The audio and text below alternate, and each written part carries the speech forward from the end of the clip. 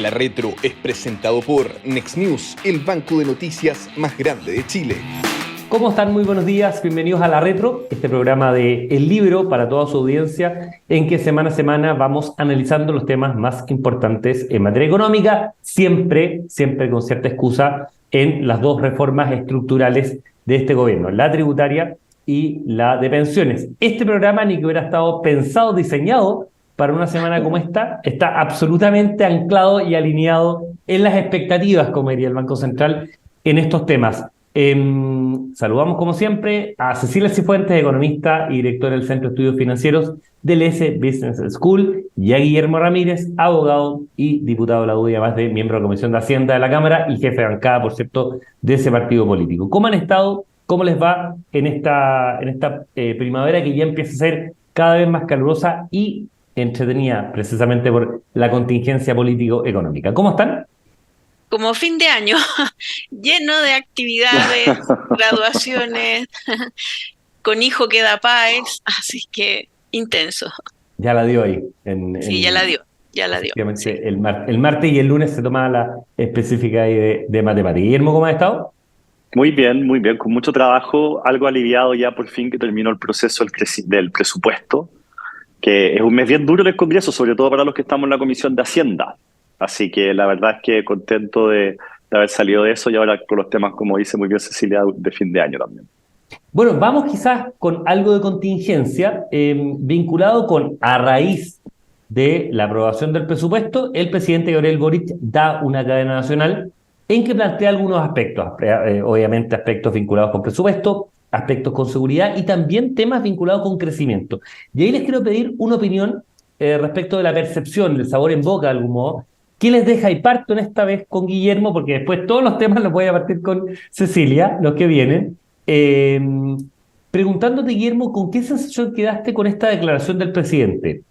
La leo textual. Convocaré un gabinete preocupado específicamente del crecimiento 2024. Hoy día en la mañana desplegados en todas las radios los ministros y principalmente dando entrevistas a los ministros económicos también, la directora de presupuesto, planteando el tema. Promete 100.000 empleos formales a partir de este impulso de la inversión pública, en fin. Una preocupación nuevamente del presidente Boric en el crecimiento. Entonces la pregunta es, ¿nueva declaración de intenciones y da para esperanzarse o estamos acostumbrados a promesas del presidente, declaraciones verbales, pero los hechos finalmente no se concretan en esta materia, en materia de crecimiento?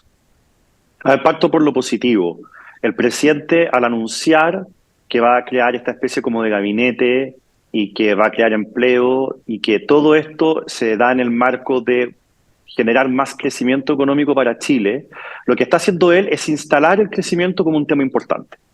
Lo que está haciendo él es decir, mire, cosa que no habíamos oído del presidente Boric y no solemos oírlo de gobiernos de izquierda. Mire, acá hemos dejado el crecimiento de lado, tenemos que volver a crecer y me parece que eso es muy relevante, es muy importante, porque aunque el gobierno no haga nada, al menos vuelve a instalar el hecho de que tenemos que tener una discusión en torno al crecimiento.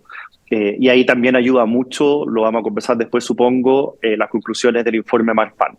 La parte, no sé si decirlo negativa, pero la parte que a uno le genera suspicacia, es que no es normal, yo no recuerdo ni una vez que haya ocurrido, que terminada la tramitación del presupuesto un presidente haga una cadena nacional. Generalmente los presidentes la hacen antes, cuando dicen cuáles van a ser las prioridades, en el fondo las características del presupuesto que van a presentar. Y este gobierno también lo hizo, ¿eh? El presidente también lo hizo antes, durante y después, como un antiguo antiácido, ¿se acuerdan? Pero después, hacerlo después es una cosa curiosa, yo lo atribuyo al hecho de que estamos en época de elecciones. A este gobierno ha quedado muy demostrado, se le va la vida con que gane el en contra. Ya han empezado a hacer promesas, incluso algunas que ellos saben que no van a poder cumplir. Por ejemplo, en mayo, el ministro Marcel dijo que el tema de la condonación del CAE era imposible, que no había plata para eso. Pero ahora el gobierno lo vuelve a tomar y lo vuelve a prometer en un momento en que estamos en campaña. Y eso viene responsable, porque si ellos saben, lo digo por palabras del ministro Marcel, que eso es infinanciable, entonces saben que lo que están proponiendo no lo van a poder cumplir, están engañando a la gente. Ahora con el tema de los 100.000 empleos, bueno, uno dice, ¿por qué están prometiendo eso ahora? Quizás porque estamos en en época de elecciones. Alguien podría decir, mira, 100.000 es una cifra no tan arbitraria porque en 2018, justo antes de la pandemia y del estallido social, teníamos 120.000 empleados más que hoy día, entonces por ahí va la cifra, puede ser. Pero lo que quiero decir es que ver para creer, hay que esperar a ver cuáles son los resultados. Creo que la suerte está echada para el 2024. No creo que seamos muy capaces de mover la aguja, porque generalmente cuando uno va moviendo las perillas, el efecto no se ve inmediatamente. Y para terminar, creo que si el presidente está hablando de crecimiento y está hablando de hacer esta especie de gabinete, va a ser muy interesante saber entonces si es que va a abandonar su idea de subir impuestos. Porque una de las conclusiones claras de la Comisión Marfan es que ha sido muy mal negocio para Chile su política de subir impuestos los últimos 10 años. Ya lo vamos a estar viendo y en detalle, ahí con los comentarios tuyos de Cecilia. Cecilia, quizás un pequeño barniz de las declaraciones del presidente Gabriel Boric anoche y que la han repetido varios ministros hoy día. De hecho, a propósito del CAE, en entrevista radial, no me acuerdo en qué radio estaba, creo que en Pauta, Elizalde, planteaba precisamente el tema del CAE hoy día en la mañana, de que es una promesa y que efectivamente se paga la condonación. Bueno, mira, igual que Guillermo, me parece positivo que el tema se ponga arriba de la mesa. Eso ya es una buena señal, cosa que no estaba antes. De hecho, ya lo había dicho antes Boric, reconociendo que el crecimiento no era un tema importante en su gobierno. Esto es como cuando uno está enfermo y ahí se da cuenta lo valiosa que es la salud. Y ahora la izquierda se da cuenta que en realidad el crecimiento es una condición absolutamente necesaria para lograr mayor bienestar en un país. Qué bueno que se den cuenta. Ahora, como decía mi colega Ignacio Briones, no basta la buena voluntad. Entonces, yo la verdad que no me genera mucha expectativa de que esto pueda generar el cambio que necesitamos, porque aquí finalmente el rol que puede tener el gobierno en materia de apoyar el crecimiento está muy vinculado a su gestión. Y ese es un déficit enorme que tiene el gobierno. No sé si la van a poder mejorar en un plazo reducido de tal forma de lograr buenos resultados el 2024. Me parece bien imposible. A mí la agenda que me genera la mayor esperanza, aunque sé que es muy difícil, es la agenda del ministro Grau en temas de permisología. Pero tampoco genera efecto de corto plazo, como decía Guillermo.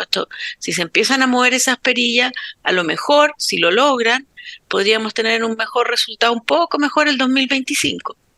Pero ya para el 2024, yo creo que lo único que podría contribuir, pero no en forma espectacular, y aquí tengo una diferencia con Guillermo a lo mejor, es que gane el a favor. Creo que eso podría generar, a lo mejor el en contra hace más difícil que se pueda recuperar el crecimiento. El a favor creo que lo permite en un mayor grado, pero tampoco es una varita mágica. Como un driver importante, un momentum importante para acelerar este tema. Tenemos harto tema. Oye, pero por supuesto que estoy de acuerdo con que van a haber mejores condiciones si ganan a favor. Solo para aclarar, porque una persona que esté viendo puede encontrar un poco raro que yo no esté de acuerdo con esa afirmación. Lo que tenemos de diferencia es que tú lo ves como un gran estímulo, yo lo veo como un estímulo. No sería raro en todo caso en tu sector, Guillermo, que haya visiones encontradas, voy a decir de algunos otros que tienen otro color de pelo, digamos, pero en fin. Vamos al tema de la Comisión Marfan, porque es bien interesante. Yo en esto quizás voy a hablar un minuto y de ahí obviamente los dejo a ustedes que son los especialistas. Para que la gente entienda, es una comisión convocada por una serie de economistas de distinta tendencia, que siempre se habla de temas transversales, pero en este caso efectivamente había gente vinculada más bien a la centroizquierda y también vinculada a la centroderecha, bien cruzados además respecto de esto, y el mandato es una comisión de expertos sobre espacio fiscal y crecimiento tendencial. Voy a dar 3 o 4 datos para darle la palabra obviamente a Cecilia y que ella empiece a desarrollar las ideas y interpretarlo, porque creo que es de las cosas más importantes que se han anunciado como comisiones en los últimos años. Por cada punto de crecimiento adicional, los ingresos fiscales aumentarían 0,24 puntos del PIB. Un punto adicional, ¿no es cierto?, de crecimiento, 0,24 puntos del PIB. La reducción de un punto en la tasa de impuesto corporativo, en la primera categoría, elevaría el nivel del PIB en 0,65% distribuido a lo largo de 10 años, cada reducción de cada punto porcentual. El aumento que ha registrado este impuesto, el impuesto corporativo, el impuesto de primera categoría, el impuesto que pagan las empresas, que está, después de la reforma de la presidenta Bachelet y el ministro Arenas, en 27%, desde el año 2000 hasta ahora, porque el presidente Piñera también subió impuestos, le estaría costando al país casi 8 puntos porcentuales de menor Producto Interno Bruto. Chile fue el único país de la OCDE que subió impuestos en ese periodo, y 34 de los 37 miembros de la OCDE, que nos gusta tanto compararnos, bajaron, algunos de manera muy agresiva. Y cierro, Cecilia, con esto. Si se privilegia el crecimiento, habría más holgura que con una reforma tributaria. A la larga, subir impuestos a las empresas es un pésimo negocio. Es lo que más afecta al crecimiento. Esto no son declaraciones ni tuyas, ni de Hernán Vigi, ni de personas vinculadas más bien a sectores de derecha. Son declaraciones de Manuel Marfán, ex ministro de Hacienda de la Concertación, ex vicepresidente del Banco Central, vinculado al Partido Socialista. Entonces, es muy llamativo cómo gente que gobernó Chile durante tanto tiempo y que tuvo más bien una cercanía a ideas de izquierda, hoy está retomando, revalorizando mucho el tema del crecimiento y lo negativo que tiene que ver el aumento de impuestos, que muchos lo hemos creído durante años, pero obviamente estábamos en una travesía por el desierto, por decirlo de una manera, en esto, y lamentablemente ahora que el país se ha estancado, bueno, empieza a revalorizarse mucho esta dimensión. Entonces, me parece muy interesante que tú nos puedas dimensionar o interpretar las conclusiones centrales de la Comisión Marfán para, obviamente, todo nuestro auditorio. Bueno, sí, yo le asigno un valor enorme a los resultados de esta comisión, sobre todo por el hecho de que todos los que formaron parte de esa comisión son economistas muy destacados, de gran prestigio, y que por lo tanto le dieron validez a datos que no son muy distintos a los cálculos previos que había. De hecho, si uno este 0,24% del PIB del crecimiento lo calcula respecto al PIB actual, son alrededor de 700 millones de dólares, y es lo que venimos diciendo hace mucho tiempo respecto a cuál es el impacto de un punto de crecimiento. Siempre se ha dicho que son 700 millones de dólares adicionales de recaudación. Ahora esto ha quedado bastante validado. De hecho, el estudio, y esto a lo mejor es un poco técnico, pero este cálculo es bien conservador, porque ellos plantean una elasticidad de recaudación a PIB de 1. O sea, y normalmente lo que ha sido la historia es que la elasticidad es un poco más alta que 1. De hecho, si uno revisa los datos históricos, y yo he hecho ese cálculo, a mí la elasticidad de lo que ha pasado antes me da como 1,2. O sea, en realidad serían más de 700 millones de dólares cada punto si uno hace un supuesto un poquito menos conservador. Y en ese sentido lo valoro enormemente, y además ellos miden el impacto de algunas de las medidas del pacto fiscal, y todas apuntan en la dirección que uno esperaba, lo importante que es lograr mayor crecimiento económico para resolver las demandas sociales. A mí hay un punto del estudio que no lo comparto y que de hecho lo señaló Sebastián Edwards en un seminario ayer. Esta idea de que, ok, ya son 700, 800 millones de dólares adicionales, pero tenemos que restarle a esa holgura el aumento en el empleo público, en las remuneraciones del sector público, y el aumento en los gastos de salud y educación. A mí me parece incorrecto hacer ese análisis, porque esa es una decisión política, no tiene por qué estar dado. De hecho, es precisamente lo que uno apuntaría cuando habla de tenemos que eficientar el gasto público. El empleo público en la última década en el gobierno central aumentó un 70%. 70%. ¿Dónde está el aumento de productividad que ellos señalan respecto a que estos aumentos de crecimiento hay aumentos de productividad? En el empleo público parece que no hay ningún aumento de productividad. Entonces ya dar como por sentado que no, si esto tiene que ir unido también a aumento de remuneraciones de funcionarios públicos, per se, a mí no me gusta. Y tampoco me parece que se diga, no, es que cada vez que crece la economía sube el gasto en salud y educación. Eso es verdad, que sube el gasto en salud y educación, pero también uno podría decir, bueno, es que en la medida que los países se desarrollan y tienen más ingresos, a lo mejor hay programas sociales que dejan de tener sentido. O sea, una política social es exitosa cuando resuelve el problema y deja de ser necesaria, pero esta idea de que no, es como vegetativo esto. Yo no comparto esa mirada, yo creo que genera un precedente complejo. Yo creo que el punto aquí es que el el crecimiento genera, y después decidiremos políticamente cuál es la mejor forma de gastar esos recursos adicionales. sea, que crecimiento respecto de impuestos, y ahí voy con Guillermo, crecimiento respecto de impuestos, ese balance técnicamente se inclina más hacia el tema de crecimiento. ¿Cómo cambia o cómo va a condicionar, Guillermo, estos antecedentes técnicos la discusión tributaria que se viene? Bueno, cambia completamente la orientación de la discusión, porque cuando el gobierno presentó su famosa reforma tributaria, básicamente el objetivo era recaudar más. Ahora, de inmediato, subir los impuestos. Y lo que ha dicho la Comisión Marfan es que desde el año 2000 a la fecha todos los gobiernos han ido subiendo impuestos para cumplir con su programa de gobierno, que han tenido una preferencia en esa subida de impuestos a gravar con tasas mayores las utilidades de las empresas, y que eso lo que ha generado es, subo los impuestos hoy día, tengo mañana menor crecimiento, y al final ese, como dice el mismo Marfan, termina siendo un mal negocio para Chile, porque terminamos priorizando la recaudación hoy, lesionando la capacidad de crecer, y terminamos lesionando, y eso es lo más increíble, la recaudación de largo plazo. O sea, lo que él dice es, hoy día, estas son palabras mías, pero es perfectamente consistente con lo que él dice, hoy día estaríamos recaudando más, si no hubiera sido por la reforma del ministro Arenas. O sea, básicamente la aplicación práctica es eso. Ahora, cosas que me llamaron la atención del informe. Primero, no hubo voto de minoría. O sea, estamos hablando de que estaba José de Gregorio, estaba el mismo Marfan, que es socialista, estaba la Andrea Repeto, también estaba Ignacio Briones y otros. No hubo voto de minoría. Es decir, acá hay algo que técnicamente todos pueden firmar. Lo segundo es la dimensión de la cifra. Cuando el informe dice que si tú, por ejemplo, empiezas a producir litio rápido y empiezas a producir hidrógeno verde rápido también, eso te va a dar 0,6 puntos adicionales de holgura. 0,6. Pero luego dice, el alza en los impuestos a las empresas desde el año 2000 a la fecha nos ha costado 8 puntos del PIB. Uno se da cuenta de lo que estamos hablando, o sea, del tremendo efecto negativo en el crecimiento que ha tenido la política de subir impuestos en Chile.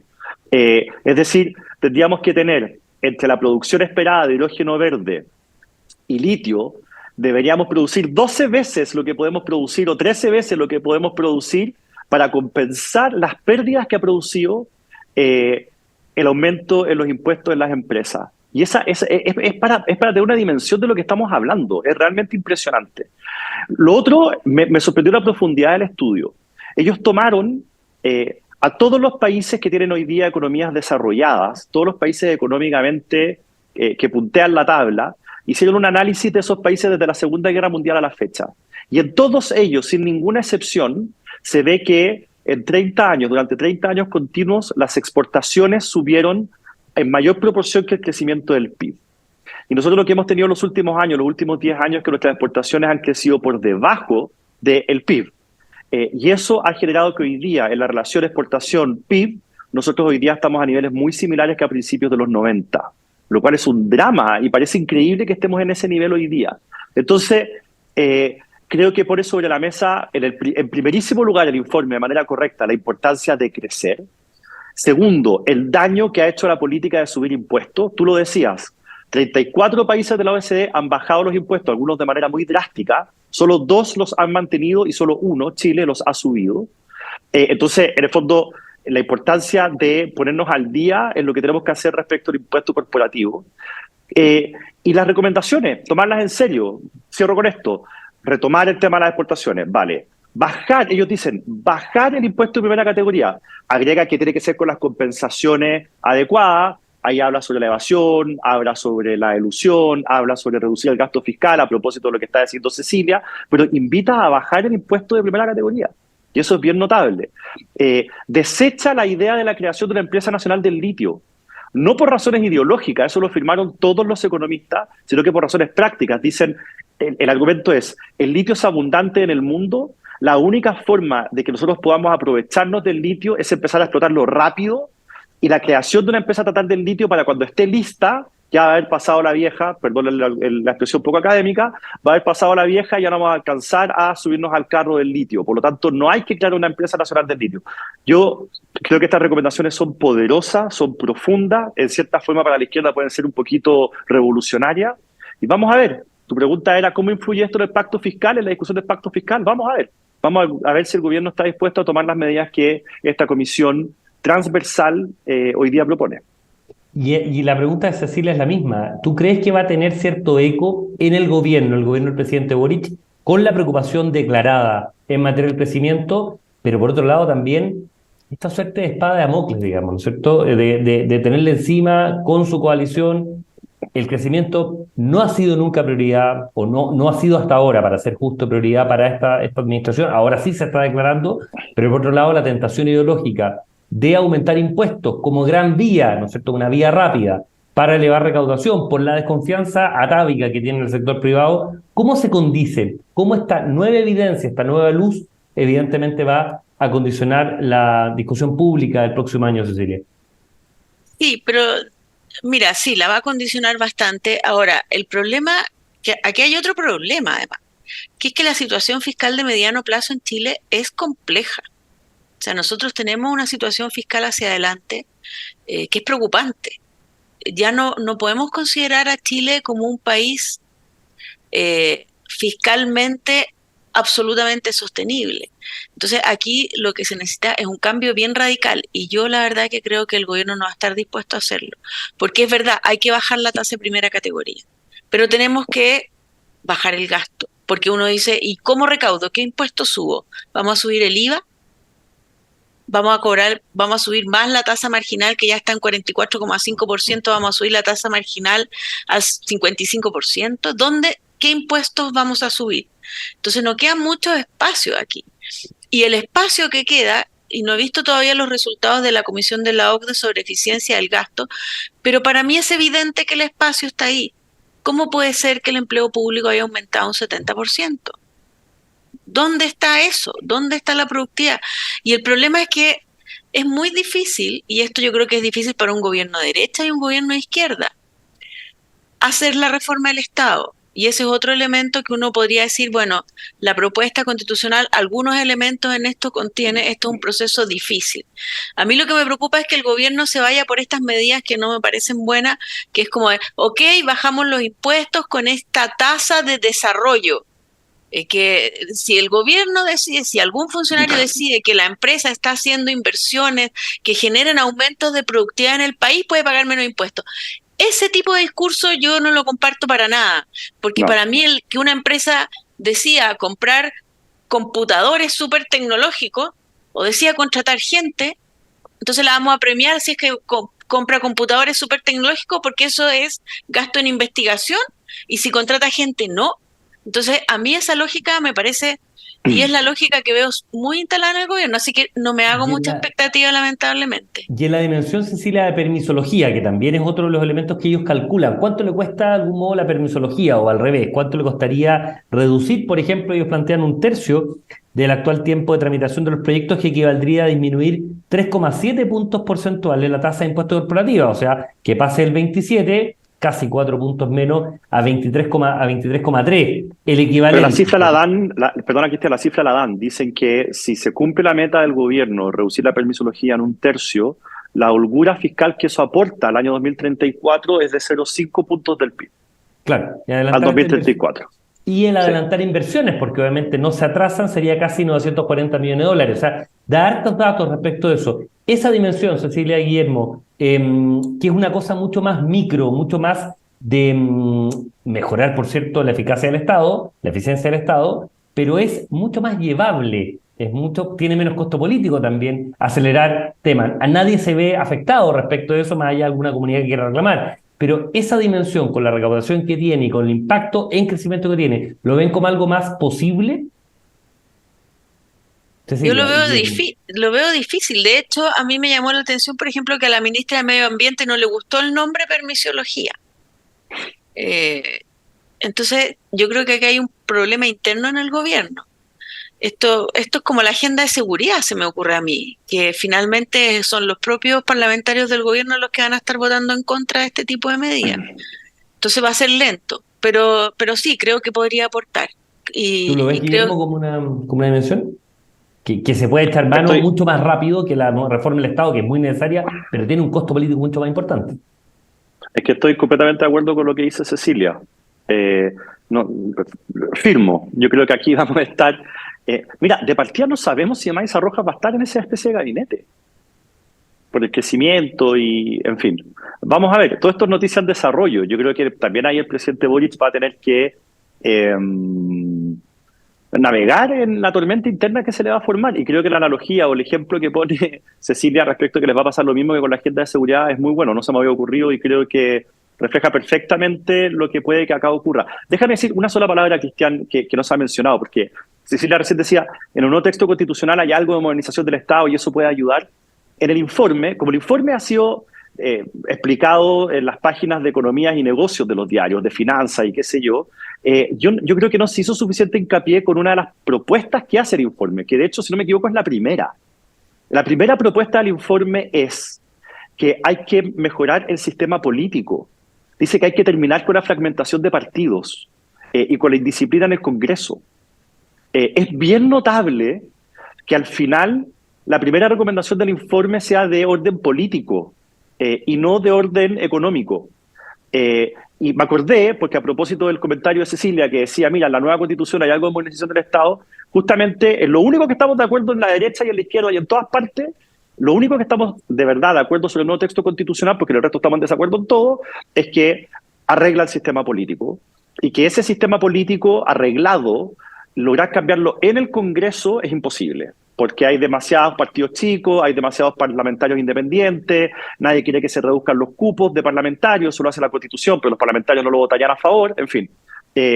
Y por eso, volvemos al inicio de la conversación, yo sí creo que el a favor puede tener, y Cecilia tiene razón, un mayor efecto del que ella cree. Estamos de acuerdo en que en esto estamos en desacuerdo, yo creo que ahí el a favor puede generar mejores condiciones.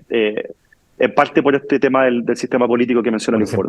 Se empalma mucho con lo que han declarado, ¿no es cierto?, todos los exministros de Hacienda, que tú lo citabas en algún minuto, o Cecilia, Guillermo, respecto de cómo ha sido la traba política, finalmente, ¿cómo decirlo?, este ensamble, digamos, nuevo político, de mucho mayor representación, pero mucho menor gobernabilidad, lo que ha entrabado, ¿no es cierto?, esta hiperrepresentación es lo que ha entrabado mucho el tema del crecimiento en esto, Cecilia, ¿no? Sí, no, de todas maneras, y efectivamente, como dice Guillermo, eso es un tema súper relevante, que un informe de economistas preocupado de ver qué hacer con el crecimiento parta diciendo que aquí el principal problema es político, que es un consenso que es absoluta y completamente generalizado entre los economistas. El principal problema de Chile es político. De hecho, estos últimos 10 años, que Chile no ha crecido prácticamente nada, es primera vez que Chile tiene un desempeño económico tan malo con un mundo que en promedio ha estado bastante mejor que nosotros. Y lo que habla de eso es que nosotros tenemos un problema interno en Chile. Y el problema interno es político. El sistema efectivamente es increíble lo que ocurre eso. Nosotros estamos, y acá llevo a dar colación, haciendo un cálculo con unos alumnos acá para un artículo que probablemente va a salir en prensa relativamente luego, haciendo el análisis comparativo con Sudamérica desde el año 90 en adelante. En los primeros 16 años, vale decir, entre el año 90 y el 2005, Chile, el peor lugar que ocupó, no, estoy mintiendo, en 15 años, el peor lugar que ocupó fue cuarto. Efectivamente, el 94 fue sexto o séptimo, si uno tuviera que medir las 10 economías sudamericanas. En los segundos 16 años, vale decir, entre el 2006, cuando obviamente triunfa la presidenta Bachelet, en 2005, pero ya es gobierno, hasta los gobiernos que estamos viendo ahora, bueno, hemos tenido efectivamente mucho más cargado la ubicación de Chile hacia la segunda mitad de Sudamérica. Y eso es muy visible gráficamente y se tiene que ver con materia de crecimiento. Chile tuvo 4 primeros lugares entre el 90 y el 2000 en la región, con Argentina creciendo mucho, con Venezuela creciendo mucho, no se lo olvida, a inicios de los 90, y sin embargo, pese a que el resto de los países no ha generado reformas importantes, bueno, nosotros nos hemos quedado quedando en silencio, como diría Daniel Mansuy en su libro. Quizás solamente una pincelada, y lo dejamos para la próxima semana para desarrollarlo mucho más, y parto contigo, Cecilia. La gran conclusión que tiene este informe de David Bravo es un reporte que hace, ¿no es cierto?, la gente de la Universidad Católica, donde él trabaja, que es súper interesante porque plantea,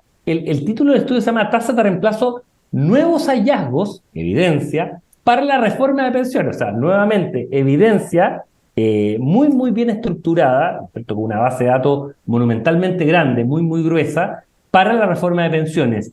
¿Cómo cambia el paradigma de las tasas de reemplazo, Cecilia, entre lo que se conocía, siempre este promedio muy malditamente construido del 30, del 34%, con tasas de reemplazo, cuando se suma la autofinanciada más la PGU, de incluso más de 100% para los hombres?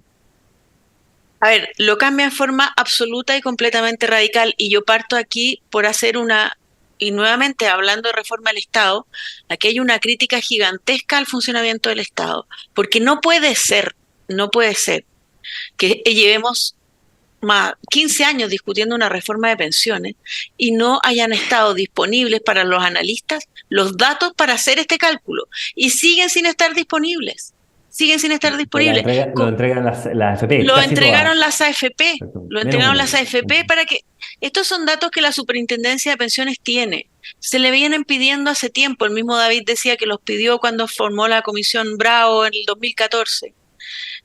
Es insólito que recién ahora podamos conocer, bueno, y respecto a lo que las personas cotizan, cómo es la pensión que reciben, pero lo que cotizan a lo largo de su vida, si así se evalúan los sistemas de pensiones. Y nos encontramos con que en realidad tenemos tasas de reemplazo mejores a las de la OCDE, castigadas para las mujeres. Ese diagnóstico se confirma y está muy explicado por la edad de jubilación. Pero y si ya agregamos además el pilar solidario, hay sectores que tienen tasas de reemplazo de 2000% grupos. Entonces yo creo que lo cambia en forma radical. Entre menos cotiza la tasa de reemplazo más alta, porque obviamente porque la PGU es... y ese es el otro punto. La otra conclusión súper relevante es que nuestro sistema tiene mucha solidaridad. En promedio, más de la mitad de la pensión es la pensión solidaria. Entonces ahora nos dicen que es un sistema que no tiene solidaridad, y uno realmente dice, a ver, aquí tenemos que dejar definitivamente a un lado las consignas. Ya es suficiente. Ha hecho demasiado daño este tema, discutamos con datos, y que por favor nos entreguen los datos, porque eso la verdad que es impresentable. Quizás, Guillermo, para darte la palabra, cuando uno ve, por ejemplo, solamente datos, y ahí te pregunto tu opinión general, en el caso de los hombres, más de 100% para las personas con 35 o más años de cotización, o sea, las personas que realmente tuvieron muy pocas o nulas lagunas previsionales, bueno, lograron tener tasa de reemplazo del 100% respecto de su promedio de sueldo, porque no es el último sueldo en los últimos 10 años, es lo que realmente tú ganaste en toda tu vida. Cuando partes ganas es lo menos, que realmente cotizaste, porque aquí, claro, porque si tú ganaste pero no cotizaste, no pidas que el sistema te pague pensión. Entonces aquí eso es importante, porque ese es el cálculo que no se había hecho. Exactamente. Y en las mujeres, entre 64% y 82%, efectivamente, como dice Cecilia, es menor, para 35 años cotizados. Un solo dato que tiene que ver con el desastre, que es la vergüenza pública, el sonrojamiento público que uno debe tener respecto al tema de los retiros. 188% para las personas que cotizaron entre 15 y 20 años, que no es poco, casi la mitad de la vida laboral normal de una persona, casi 200%, te jubilas con el doble de lo que normalmente cotizaste en ese tema, pero antes de los retiros, tasa de reemplazo de 33% después de los retiros, vale decir, ahí no se da cuenta, estamos hablando de autofinanciada más PGV, solamente PGV esto casi. El daño monumental que se le generó a la clase media y sobre todo a la clase más pobre del país con estos retiros que fueron absolutamente irresponsables. Bueno, tocaste varios temas, parto por el último. El tema de los retiros es un tema que yo siempre he pensado que debiera perseguir a los parlamentarios que votaron a favor toda su vida. No va a ocurrir porque solamente 11 diputados votamos todos los retiros en contra, por lo tanto son demasiados más, 144 los que votaron los retiros o algún retiro a favor, pero yo creo que todos sabíamos el efecto que esto iba a tener, lo irresponsable que era, y 144 de 155 diputados en alguna de las votaciones privilegiaron su propia reelección, privilegiaron el populismo, privilegiaron no tener problemas en redes sociales antes que el futuro de esos pensionados y el futuro económico de Chile. Me parece una responsabilidad gigante. En el primer tema que tú ponías, que uno dice, bueno, alguien que mira desde afuera dice, chuta, entonces las pensiones en Chile son fantásticas, las tasas de reemplazo son altísimas y tienen un pilar solidario súper fuerte, y entonces, ¿por qué la percepción es que no son tan altas? Bueno, se confirma una vez más lo que hemos venido diciendo, que el problema no es el sistema, sino que el problema es la cantidad de plata que uno le mete al sistema. Y al final, entonces uno tiene que preguntarse, y volvemos a la discusión de siempre, ¿estamos cotizando poco? ¿Qué hacemos para evitar las lagunas previsionales que son el principal obstáculo lo que hace más daño en la pensión de una persona, de un trabajador. Volvemos entonces a esa lógica de discusión, que es responsable, que es técnica, que nos va a llevar a buen puerto. Y el informe nos invita a abandonar la tontera de si hay que dividir o no hay que dividir la industria, y todas esas cosas que hemos ido escuchando y que se proponen en la reforma de pensiones del gobierno, que al final no apuntan a donde, no rasca donde pica, sino que pareciera que privilegia los temas ideológicos por sobre los temas que de verdad van a generar un cambio en el nivel de pensiones de los chilenos. Porque efectivamente el informe lo que dice es que las pensiones en términos absolutos siguen siendo bajas y no alcanza efectivamente. Lo que pasa es que, como tú bien lees, Guillermo, lo que plantea es que el sistema, ¿no es cierto?, la capitalización individual es un sistema magnífico en términos de multiplicación, por supuesto que está muy, muy anclado y muy respaldado ahora por un pilar solidario, y lo que plantea precisamente cuánto impacta un punto más de rentabilidad. Preocupémonos de cómo hacer, ¿no es cierto?, que los retornos de los ahorros puedan ser mayores cuando estamos viendo tasas decrecientes, y el próximo año va a seguir siendo así. Y segundo, el impacto que tendría, por ejemplo, y ahí Cecilia, quizás para ir cerrando, el impacto que tendría el extender la edad de jubilación de las mujeres en todos los sistemas de pensiones. Una publicación que hizo el Mercurio hace algunas semanas: en todos los mejores sistemas de pensión del mundo, la edad de jubilación de las mujeres está en torno a los 65 años e incluso subiendo, como en el caso de los Países Bajos. Claro, es que ese es otro de los temas que ha sido intocable en la discusión, a pesar de que a nivel técnico también, igual que el informe de la Comisión Marfan, aquí el consenso es absoluto sobre la necesidad de subir la tasa de jubilación y vincular, la edad de jubilación y vincularla a las expectativas de vida. Y aquí nadie está planteando que una mujer que está en este minuto a punto de jubilar, uno le diga, no, oiga, vaya a buscar pega porque en 5 años más. Exactamente. Nunca se ha planteado eso. Aquí siempre se ha planteado como algo gradual, como algo que va a empezar a regir para las generaciones que todavía están lejanas a jubilar ahora. Así lo han hecho la mayoría de los países, es lo responsable hacerlo. Yo creo que hay que abrirse de una vez por todas a este tema, porque estas brechas que muestra el estudio de David están absolutamente explicadas por la diferencia en la edad de jubilación.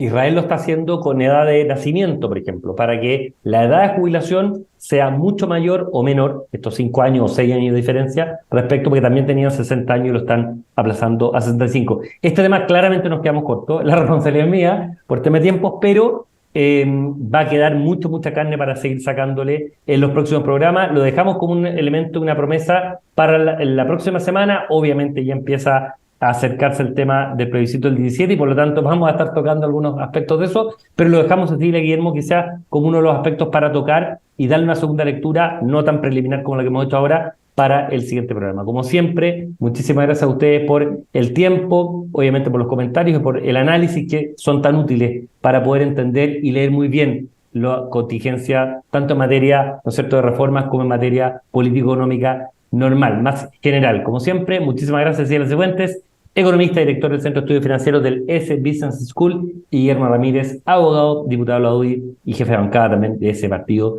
en la Cámara. Que tengan una gran semana y nos estamos viendo. Un abrazo, chao. Nos vemos. Muchas gracias. La Retro es presentado por Next News, el banco de noticias más grande de Chile. El Líbero, la realidad como no la habías visto. Haz que estos contenidos lleguen más lejos haciéndote miembro de la Red Líbero.